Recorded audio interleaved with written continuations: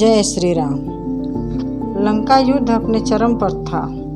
श्री राम और रावण की सेना आमने सामने थी।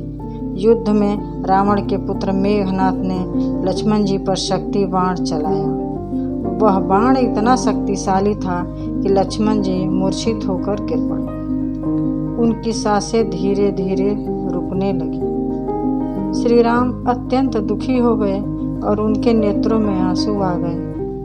उन्होंने कहा, यदि लक्ष्मण को कुछ हो गया तो मेरे जीवन का कोई उद्देश्य नहीं रहेगा। तभी वैद्य सुशोन को बुलाया गया।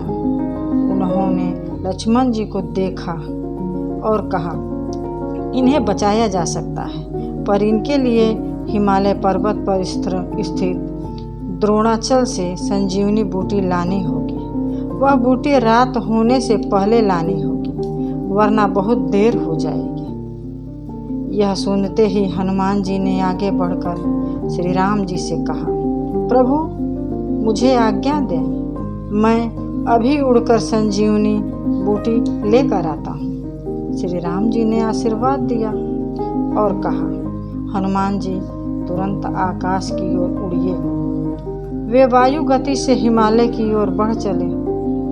जब हनुमान जी द्रोणाचल पहुँचे तो उन्होंने देखा कि वहाँ अनेक प्रकार की औषधियाँ भी थीं, पर उन्हें यह समझ नहीं आ रहा था कि संजीवनी बूटी कौन सी है, क्योंकि वे सभी एक जैसी लग रही थी।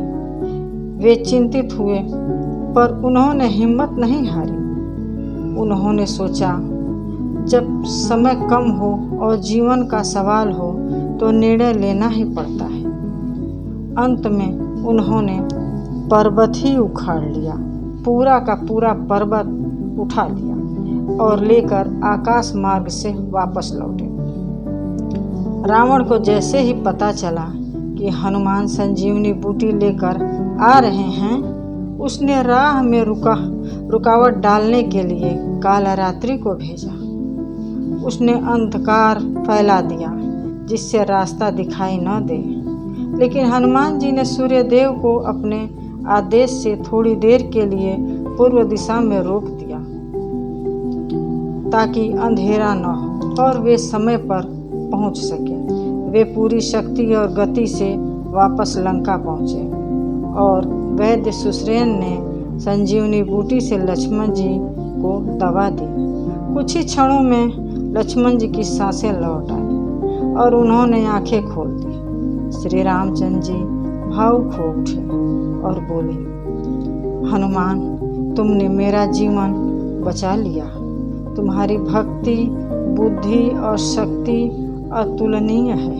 हनुमान जी ने सिर झुकाकर कहा, क्या कहा प्रभु, आपके कार्य में सब कुछ संभव है। यह सब आपकी कृपा है, मैं तो सिर्फ माध्यम हूँ। जय हनुमान जी की, जय श्री राम।